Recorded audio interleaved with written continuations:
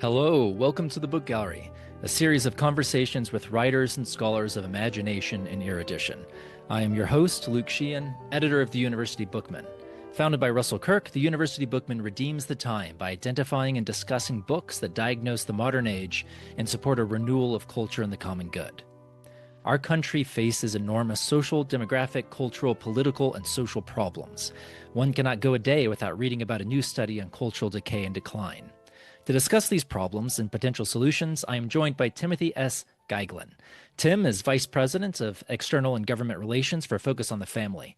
Formerly, he served as a Special Assistant to President George W. Bush and as a Deputy Director of the White House Office of Public Liaison. Tim also served as a Senior Fellow at the Heritage Foundation and as a Communications Director for the Senator Dan Coats of Indiana and for Gary Bauer at the Campaign for Working Families. Tim is author most recently of What Really Matters: Restoring a Legacy of Faith, Freedom, and Family. In this book, Tim criticizes various aspects of our current cultural trajectory and sees a way forward for a return to morality and faith. In face of the loneliness epidemic, he sees marriage and family. In face of social disorder, he sees order. In face of declining church attendance, he sees a restoration of faith. And in face of declining educational prospects, he sees educational renewal. Tim, thank you for joining me. Luke, it's great to be with you as ever, and thanks for the great work of the Russell Kirk Center. It's indispensable, and I strongly support everything you're doing, and those of us that focus on the family feel the same way. Thank you.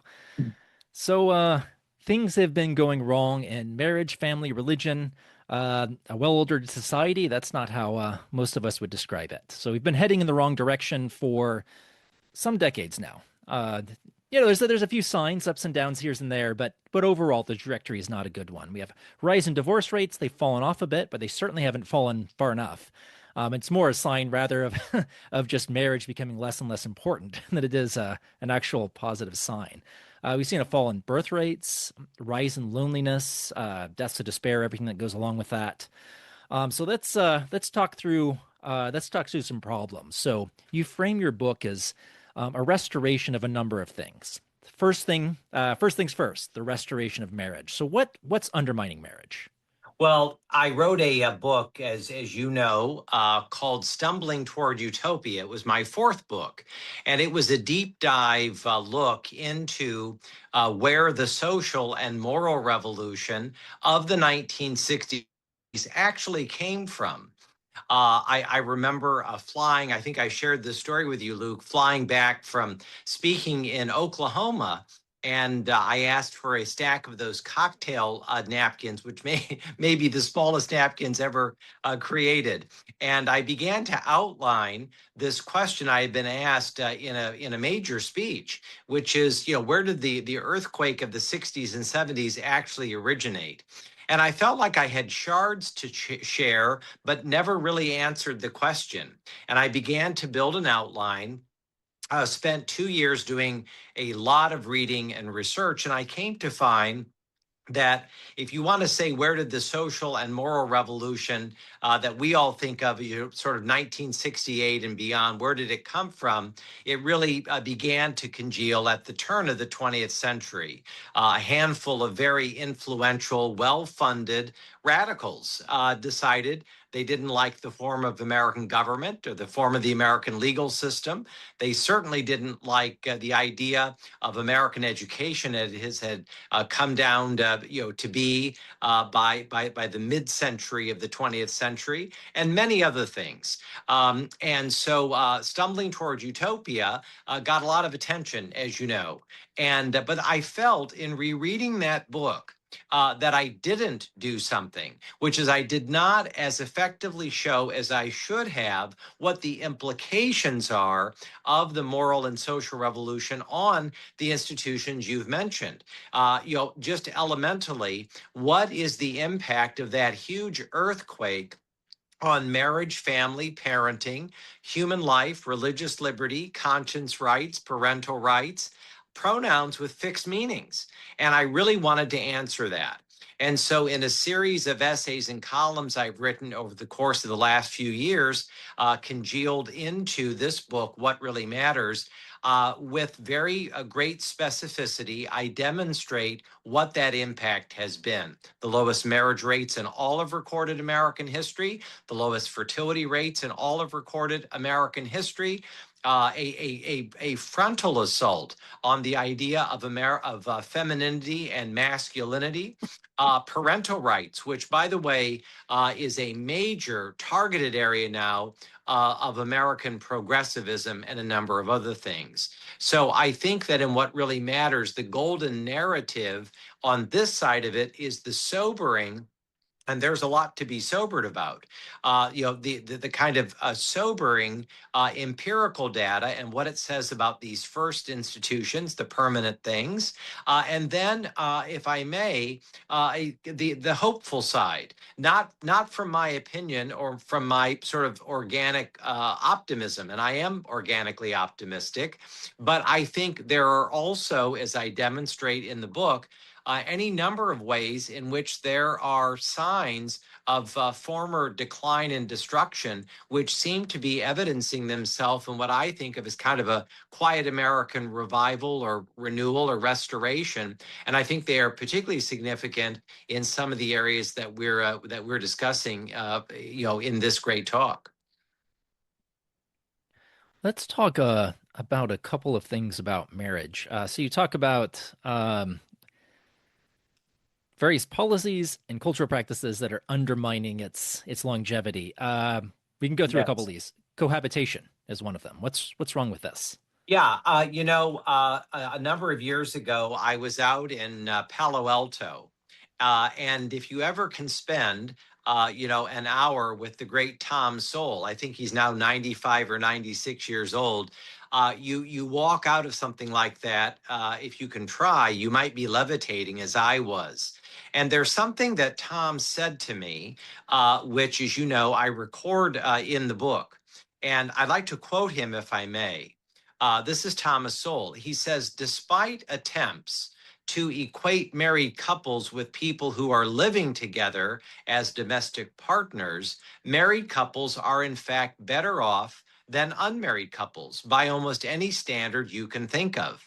And when Tom wrote that and said that in another iteration, I wanted to go back and actually demonstrate whether that was true. And what I found, in fact, is that he was, as he always is, but in this regard, the first institution in marriage, I found him, Luke, if anything, to be right on target. Because if you and I were having this very conversation just 50 years ago, you have to almost absorb this because it's so dramatic. Uh, Currently, today, fewer than half of U.S. households are comprised of married couples. But think about this as a significant shift from just 50 years ago, when nearly 2/3 of American homes were comprised of married couples. I mean, in percentages, a sociologist or a demographer would say, a decline of 1 or 2 or 3% would be, dramatic. But we have seen a shift from something like 66% of all American homes being comprised of a married husband and wife, as I say, just a half century ago, to a number now that is well below half. And then when you stir the idea of married couples who have at least one child living in the home, their biological child, who is at least 18 years of age and under, that number for all of America drops to under 20%. So I think that not that we're kind of boring anybody with statistics and demography, but much of the way to understand what is currently happening in American marriage and how to restore it, the sobering news versus the good news. At one level, you have to actually look, at statistics like this. One of the things I write about in What Really Matters is a recent study that I was really floored by, that found that 41% of Gen Z and millennial men, and 52% of Gen Z and millennial women, they perceive marriage as an outdated institution when they're asked that question. just under half of men and a little over half of Gen Z women. However, and I think that this is like very important to say, that when you look at the actual numbers, especially of American men, say ages 18 to 25, of a sudden there are some really I think not just kind of plateau reasons to be pleased that we've stopped or staunched the decline, but I think, Luke, there are reasons to actually be pleased by what we're seeing, and I'm eager to flesh that out really much more in the next couple of years ahead, because there's actually quite good news there. What uh let's talk a little bit about the good news. So Yeah, we know, I mean, cohabitating couples, kind of the interesting thing is they we've been the cultural story is this is a good idea. We got rid of this kind of you jump into a marriage and suddenly you're living together and right. who knows if you're a good match, but you can try ahead of time, figure that out, and that's going to strengthen your marriage long term. You'll know for sure. Turns out, bad idea. That's not how it plays out. Yeah, may I say, I'm really glad you said that. And this is the perfect place to put that jigsaw piece of the puzzle, into the puzzle, because with many Americans, it's counterintuitive. And what I did and what really matters in a couple of places in the book is I went to huge empirical data sets to find any possible support that when couples cohabitate over against getting married, even at relatively the same ages, over a measurement of 2, 5, 7, and 10 years, it is a dramatic difference, which is that those couples who chose to live together or cohabitate before marriage, those are the marriages that almost predictably fall apart. Almost regardless of the age differentiation of when those marriages began, over against those who, even at relatively young ages, by our standard today, young ages, overwhelmingly, it is those men and women who got married fairly young, where most people would say that the greatest instability could be found, who 2, 5, 7, 10, and many years after that are still married. So overwhelmingly, with no exception whatsoever, being married versus cohabitating is overwhelmingly the better trajectory, even from the youngest possible ages. And I want to marry that, if I may, Luke, very quickly with something you asked about earlier that I think is important to say. I mentioned that in the demographic American men 18 to 25, there's a lot to be concerned about that. And I'm sure we're going to talk about that. But I do a whole chapter on restoring the American male. And I think it fits into what you've asked about.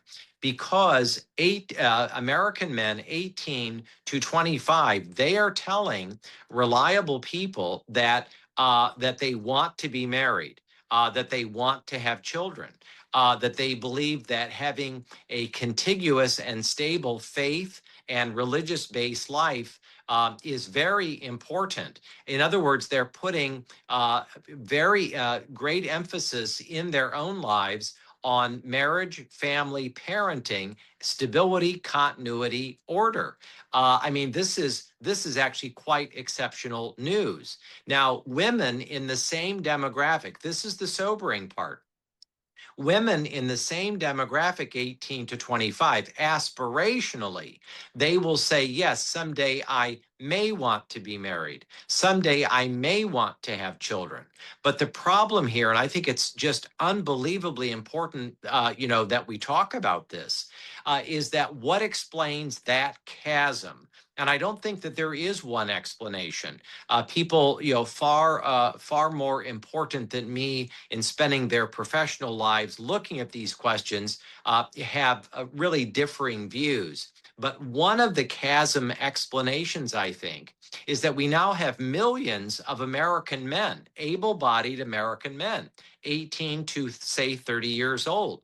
They're not in school. They're not applying to be in school. They're not working. They're not looking for a job. The question is, what are they doing? Well, one thing they're doing, our friend Nicholas Eberstadt at the American Enterprise Institute has confirmed, is they've made themselves unmarriageable to large numbers of American women, because the surveys bear this out. Whether you are a blue progressive in an urban area or a ruby red conservative in a in a rural or ex-urban area, when you are asked what are you most looking for in a man if you choose to be married and especially have children, it's the same thing: economic continuity and stability. If you want to have children, you're looking for someone who will be an excellent father, almost always at one level tied to economic, ability. So I think that in part, and this really matters because of the low marriage and fertility rates, as a country, as a culture, we have absolutely got to look at the chasm between men and women, and we've got to find a way effectively to address it. And there's some other issues. The marriage tax. Yes. Yes. May I say, government is never going to save a marriage, and government is never going to tuck a child into bed at night. But government is very excellent at incentivizing a slew of terrible ideas. The late, great Jack Kemp famously said that the only way to defeat a bad idea is with a good idea. And a really bad idea is incentivizing the biological father and the biological mother not to be married to raise their biological children together. And yet, in the 75 federal, welfare means tested programs, very often that is what is done. And it seems to me that the natural nuclear family should be incentivized. And I think we have to be careful as conservatives to determine what are the things that incentivize healthy marriage and children over against what doesn't. So I want to be careful, in what you and I are discussing. But I think there are a host of very good ways that government can rightfully favor strong marriage, involved mothers and fathers, and children who come into the world within those the stability of the home, where incentivizing that model is a very good thing for the country and a very good investment in our culture. And it's interesting that progressives and conservatives, who these days don't seem to be able to agree about much, in reliable surveys, overwhelmingly, they tend to think that this is a pretty good idea. And let's talk about we've got some other things to talk about, but Yeah. one interesting thing about marriage is its correlation with happiness. Talk about that. Yes. Yes, yes. I wanted to do, there are 6 chapters in the book. And as you know, Luke, I wanted to do a chapter that sort of is an excellent summation of restoring marriage, restoring faith, restoring family, restoring the American male. And I wanted to do a whole chapter on what constitutes a really good life. And I think that the question you ask about fits precisely into that. Because if we're talking overall about, and especially to the rising generation of young men and women who, after all, have lived through historic levels of dysfunction, chaos, and brokenness, there is an enormous, as you say, amount of what we call the dating recession, of the plague of loneliness. I could really go on and on. But overwhelmingly, there are ways to address this. And I'm speaking in the broadest possible scope. Much of that is a restoration of things of the spirit. I was just speaking at the very end of the academic year at a very prestigious New England liberal arts college. I think everybody would know the name of it.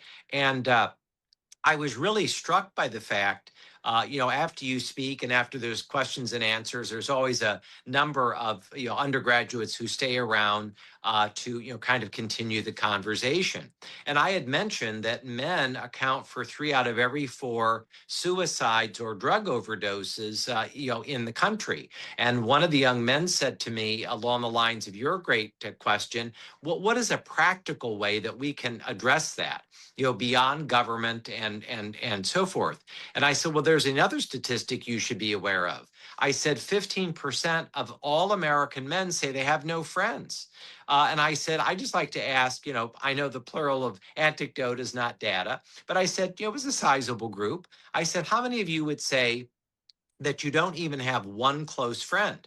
My friend, there was a forest of hands among the young men.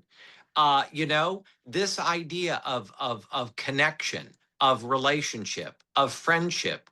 I mentioned in the book the dating recession. I mean, we have over 60% of young Americans who have not been on a date in a year, yet they are the same ones who say they want to be married and want to have children. So we try to look at these disconnections and dislocations and say, what can we do to practically address that? And it comes right back to the things that we as conservatives believe. It's about an intact faith and religion, about a contiguous idea of community and civil society. These are not just good ideas, they are that, but they are also very practical, excellent ways to address the things we're talking about today. And you have some thoughts on restoring the family. We've been talking about marriage and family here a lot, and restoring the American male as well. But a couple other problems. One of them, elephant in the room here, technology. Yes. Yeah. This is, I'm very glad, maybe you are too, to learn that Jonathan Haidt has been, selected to deliver the commencement address at New York University. And his most recent book got rightfully Anxious Generation, titled Anxious Generation, one of the great books of the last decade, no doubt about that.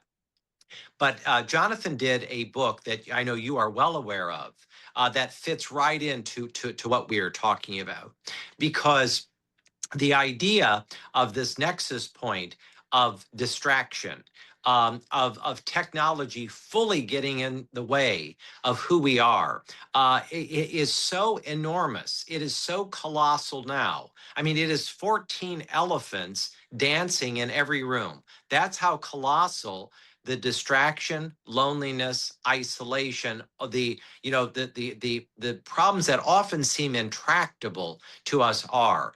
That there's no doubt about that. But when you mix into this discussion an added discussion about what is next in the world of artificial intelligence, how are the waves of what is coming in AI, how does that fit in? One of my greatest concerns, and I'm assuming yours and many of the people who are watching and listening to us, is not necessarily, although it is, about young people who grow up in middle class or affluent or educated homes. Of course, we're concerned about that.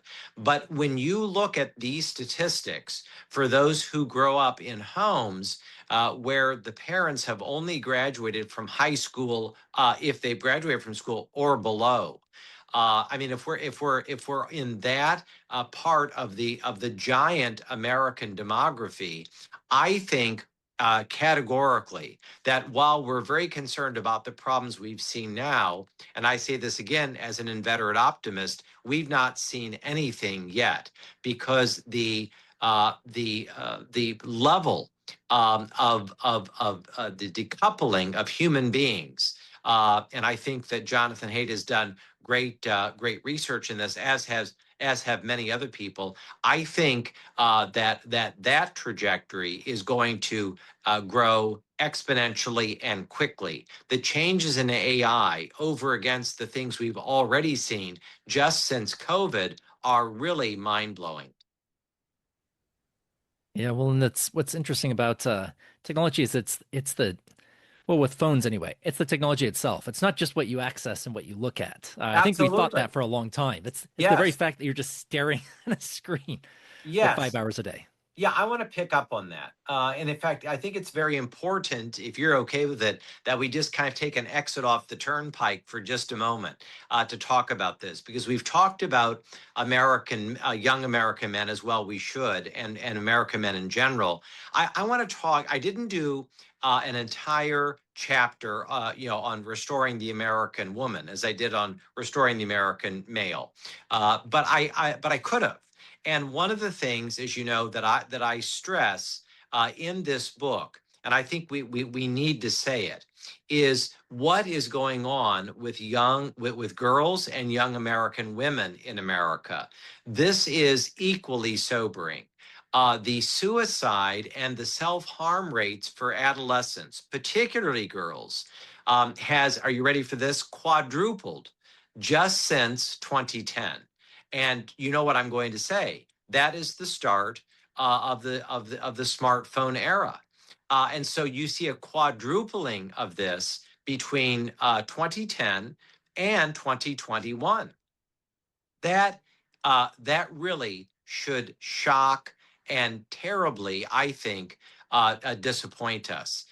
Because if you ring the bell backwards, that's a way of saying that nearly 60% of American girls and almost 30% of American boys, they report persistent feelings of loneliness, broadly and narrowly defined. Back onto the turnpike. Not that I'm saying it should be this form of schooling or that form of schooling, but in writing What Really Matters, I have learned a lot about, and I have really absorbed a lot about homeschooling in America and the impact on boys and girls who are homeschooled, which, by the way, has grown from a mere pittance, 13,000 homeschooled kids just in 1973 to almost 4 million today, which is roughly, Luke, about 6% of the American student population. And the reason I mention this, and I think there are more studies to be done, but in this subculture where smartphones and all the other kind of digital IT tech, social media are severely limited, I feel very confident that the physical, mental, social, above all, spiritual health can only be an upward, better news story. And I think we need to think about this at the local school level, because the overwhelming majority of American young people are, even though the number is declining, but they are overwhelmingly still in government and public schools. We simply have to address this as part of the common good. And that's yeah, so and there's a lot of things pointing in the same direction. So if you got your smartphone, it's 5 hours a day, I think is that the Yes, average, or it is. they're It spending is on it. That's indeed. a lot of time. Yeah, and may I say one caveat here, if I may, not to pour any gasoline on any fires. There is a very recent study, just in the last couple of months. It was a broad question, but it's one that fits into what really matters, which is especially among the youngest Americans who are asked, how much of your life are you online? I mean, however you want to define this, narrowly, broadly. And by the way, the questions are specific, but just for purposes of our conversation today, the youngest of the rising generation who are asked, they answer that they are almost continually now online. So I mean, that's even a change. As I said a moment ago, that's even a dramatic change from the time of COVID. So I think that for all the debates we're having about smartphone limitations in public schools and so forth, I don't think we're going to see a corollary that just because you're off the smartphone that you're going to be doing better in school. I mean, I think those things very often don't relate. But I think that this question of mental and physical well-being, I think in many ways, Luke, are far more timely and far more important. Let's talk about restoring a well-ordered society. So Dan Quayle got it was universally mocked, nearly universally mocked. And what was that, 1982? That's Uh, right. when he was gave a speech and he brought up Murphy Brown and her choice to be a single mother. It's kind of Yes. aspirational. He said, "Bad Yes. idea. It's going to be a disaster." He was universally mocked for that because, as we all knew, we knew that would be perfectly acceptable, and the children would, by and large, see no problems down the road. Right. I'd like to pick up on this in two ways, if I may, because I think in many ways, it should be the centerpiece of this great dialogue. I was born in the last year of the baby boom, 1964, and I've written about this. And in 1964, Daniel Patrick Moynihan, who would go on to become a very famous U.S. senator, a progressive from New York State, but in his young life as an academic, he had an unusual proclivity for looking at oceans of data and finding disturbing trend lines. And and this is only 1964, so we're only talking about 62 years ago. Pat Moynihan, who I came to know in the latter part of his life in the United States Senate, Pat Moynihan found that in 1964, 25% of Black Americans were born out of wedlock. That number today is about 73%. That is jaw dropping. Among Hispanic Americans, that number is about 50% or a little over 50%. And among native born white people, that number is about 33%. Here is something we should all be sobered by, that the majority of babies born to women who are ages 30 years of age and under are now born out of wedlock.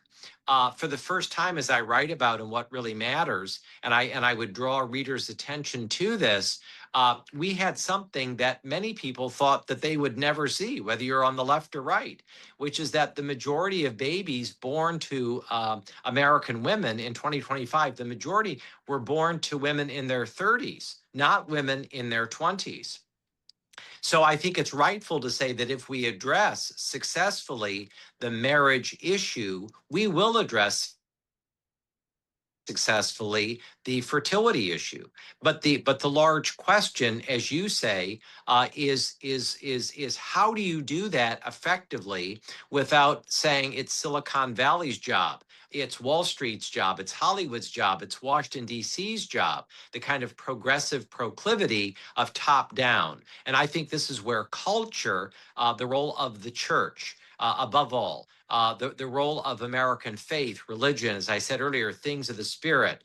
This is where I think the most potent, addressing of these massive pathologies, I think, can come from.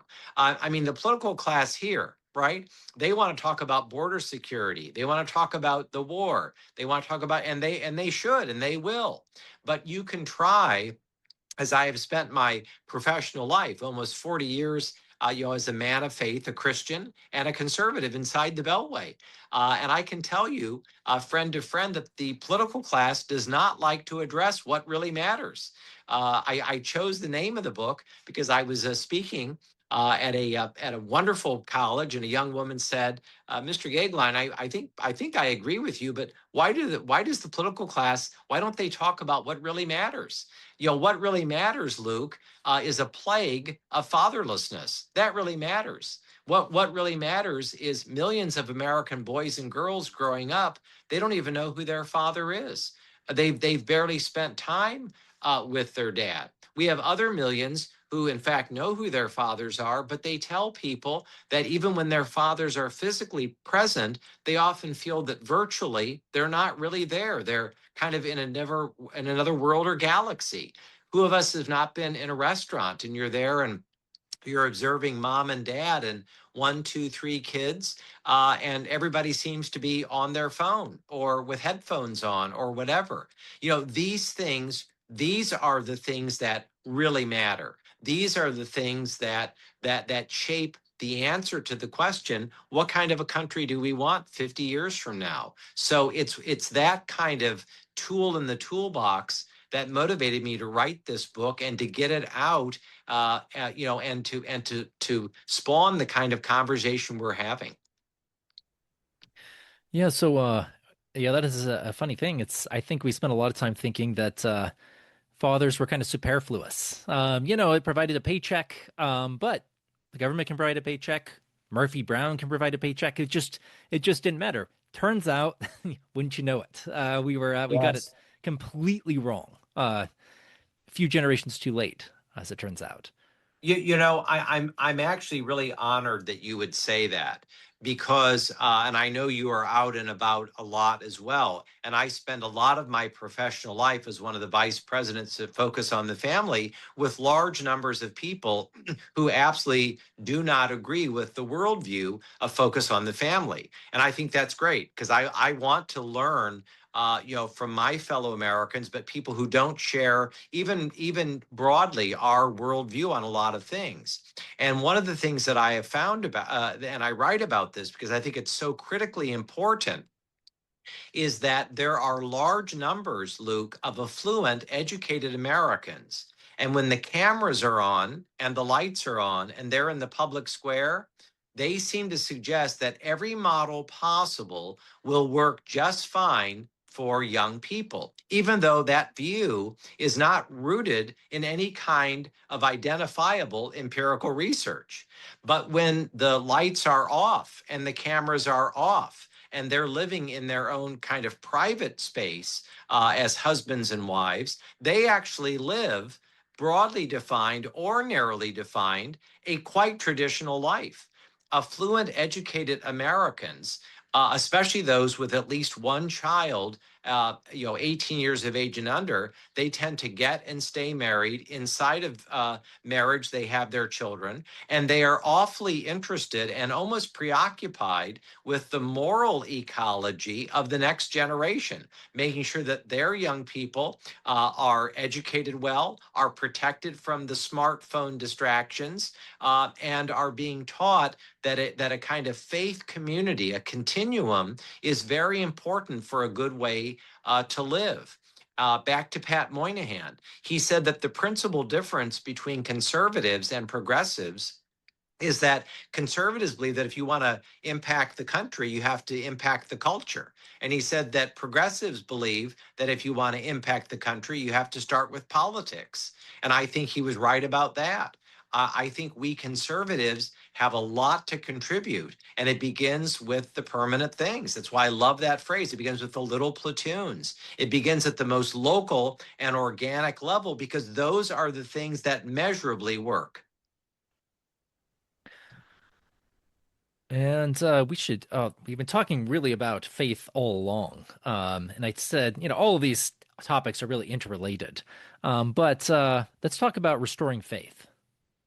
Yeah, that to me is as central as the discussion on marriage. And as you know in the book, the heaviest emphasis, of course, is on marriage because marriage is the portal for restoration, renewal, and generation. Regeneration, I think, in America in the 21st century. And I love debating that point with our fellow conservatives and with progressives. But yes, I believe that you only have to look at a couple of statistics to understand that we have a rather Herculean task in front of us. Just last year, in 2025, 1/3 of US adults say that they attend religious services in person at least once a month, including 25% who report going at least once a week. Now, by any measurement in the Western developed world, that's a very substantial number. So I think it is absolutely fair to say that our constitutional republic, 250 years after our birth, remains vitally faith-based. That is a fair and an accurate statement. But Luke, when you compare the numbers that I've just shared, just to the 1940s, 50s, 60s, and 70s, it is a rather dramatic drop off. because when those questions were asked reliably about weekly or monthly religious service attendance, those numbers very often in the American experience as late as the 1970s were well above 70%. So I think that our rightful emphasis on a large number of conversions among young people, especially as I said earlier, among young American men 18 to 25 who are going back to church.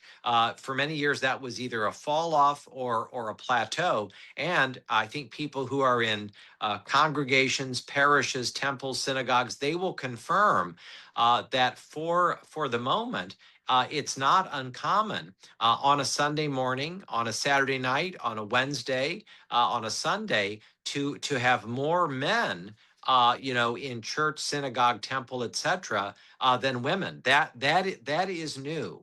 And I think much of it is attributed to much of what we've discussed today and much of what I write about in the book. And this is so we're seeing the rise of the nuns, but we see you mentioned the counter movement. That's and it's hard to see, this is actually only a few years old, I think, just Yes. the young men returning to church. As we'll see if it continues or if it's a blip, or too small to matter. But it seems uh it's one of I remember I probably heard an interview with a demographer, a social scientist, maybe 10 years ago. And he was saying, oh, there's, more women in church, but it's okay. The men will come back to church because Yeah. that's where the women are. And then what instead happened is the women just left too. Yeah, he Correct. was just wrong. Yes. And so Yes. now we're seeing the men go back, and we'll see what that means over the next I'd like 10 to years. pick up on that if I may. Yeah. I'm really thrilled that you said that. I was in a debate very recently, just in the last month and a half, and my interlocutor said, Tim, 50% of Americans say that faith is not important or not very important in their lives. And by the way, that was a solid assertion, and I acknowledged it. What I said is that relative to almost all of the rest of what you and I would call the developed world, that number means that 50% of Americans are saying, in fact, that faith is important or very important to them. So it's not just that I'm a glass half full optimist. As I've said twice already, I am that. But you can't will it. It's not confetti to the wind optimism. In fact, those numbers for the aggressive secular culture that we're in are actually stunningly high. And actually, in places, Luke, increasing where you least expect to find them. I was doing a Real Clear Politics forum on the morning of Good Friday. And one of the very last questions to me was, what are we going to see, this kind of Easter weekend? And I said, it's not surprising that you're going to see a lot of people in exurban or suburban, and certainly not in rural churches or parishes. I said, what is going to be surprising is the large number of young people who are going to fill those churches and parishes on Easter Sunday, because that is not a trajectory that, as I say, that it's kind of kind of a slight move upward. It's not. It's a dramatic change. We are definitively seeing among young Americans a rethinking of faith and religion. But I think it's connected, Luke, to the third thing that you asked about, which is the loneliness crisis. Because when young people are going back to church, going back to their parishes, going back to their congregations, they are looking for kind of authenticity of faith, religion, etc. That's true. It's what they tell people who measure these things. But they are also looking for community. They're looking for fellowship. They're looking for connection. They're looking for relationships. They're looking for authentic friendships, quite apart very often from working remotely or away from a group of what the baby boom generation would say. Those are my colleagues. I know that group. And although there has always been great mobility and transiency, within that, it's dramatically different now. So I actually think that when we talk about conversions, going back to church, all the things we've talked about so beautifully, I think it's also connected to this addressing of the dating recession and the loneliness crisis. And the last thing we should talk about is restoring the importance of history. So we've had these, well, at least for the last 6 years, these kind of violence in some ways and desecrations of various statues, even some of the statues that were attacked, it was somewhat sympathetic. You'd say, well, this was a leader of the Confederacy and they fought for slavery or something like that. Even then, major problems with how they went about it. But it didn't stop there. It was they were going after Abraham Lincoln, George Washington, of course. I think Frederick, who was it? No, it was the Massachusetts 64th, I think, was Yes, the indeed. Yes, yes. yes, Yeah, the all yes, black yeah, Civil War Union statue that was attacked. I mean, right. it got ridiculous very quickly. Yeah, I'd like to pick up on this because I'm actually quite passionate about this. As you know, my third book, Toward a More Perfect Union, was the subtitle was the moral and uh, cultural case for teaching the great American story. So I and I know you do too, care deeply about literary and cultural and historic amnesia, which is very substantial in our time. I'm not going to do a blizzard of statistics in this regard, but I'd like to share one of them because we're in our 250th year. The Spanish don't know when they were born. The British don't know when they were born. The Italians don't know when they were born. The French don't know when they were born. We know when we were born. It was about 3 o'clock in the afternoon on July 4th, 1776. And this is not a year for commemoration. I think it's a year of celebration. And here in Washington, in New York, Philadelphia, all across the country, great things are planned, and that's terrific. But here's the thing, if I may. The brass tacks are, of all of the things in my book, what really matters, it is this section that I think should most concern us because only 13% of American eighth graders are deemed proficient in history. And I'd like to say that again, under 15% of all American eighth graders really know the most basic American story. Eighth graders who are able to successfully say that if you were doing it on a timeline, it would be the American Revolution, it would be the American Civil War, it would be the First and Second World Wars, it would be the social or moral revolution I talked about earlier. It would be Vietnam or the Watergate fallout with the first resignation of a U.S. president. You might put the Cold War, in that mix, etc. 9/11.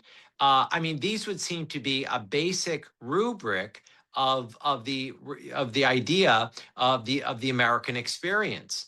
And yet, for billions and billions and billions of dollars, more billions spent at the federal level and many levels of American government, these numbers continue to go downward. And in fact, I was looking, Luke, at a comparison well before COVID. I was looking at numbers in 2018 and then measuring those over against 2025.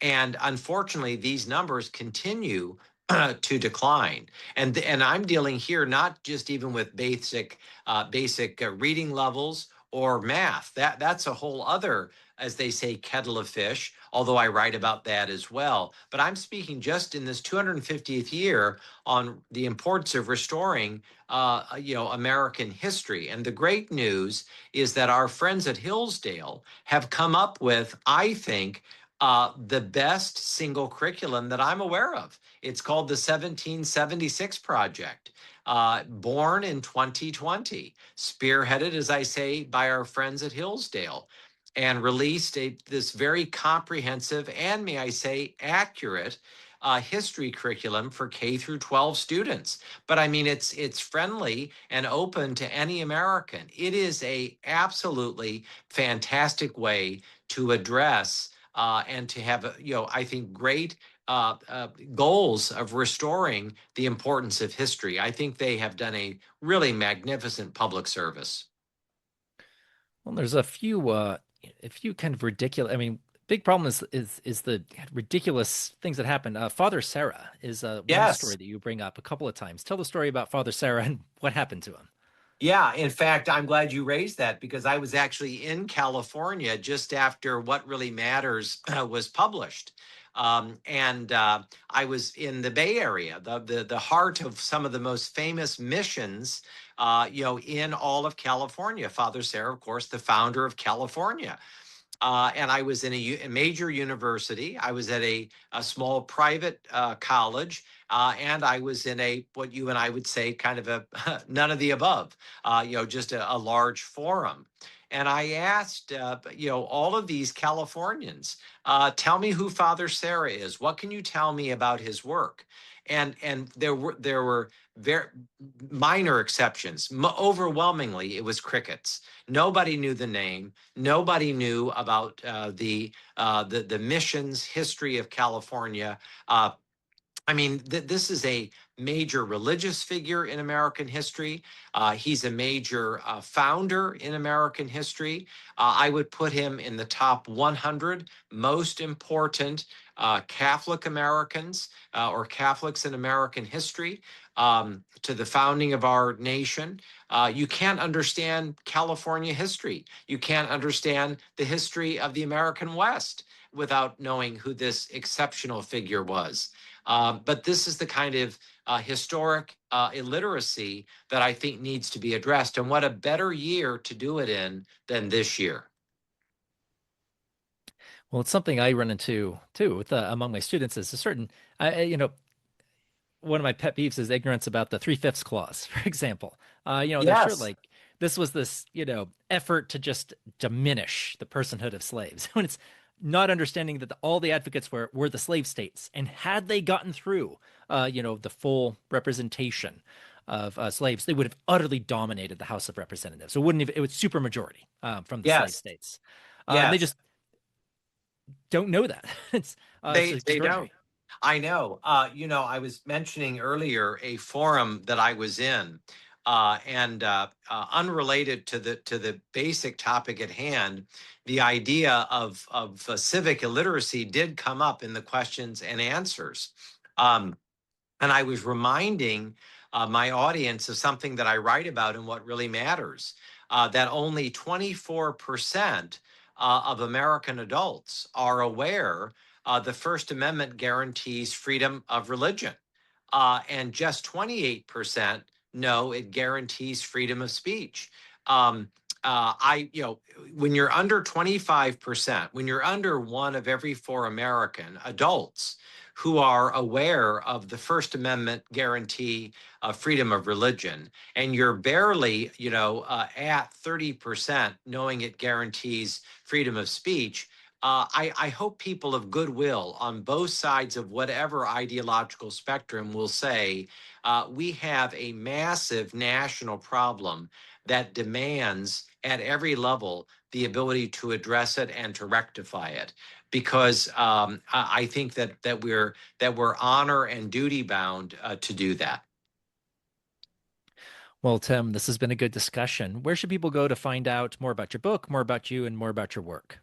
Well, Focus on the Family is always a good place to go, and Focus on the Family is easily found. By God's grace, the book has been wonderfully reviewed, including in the University Bookman, for which I'm very grateful.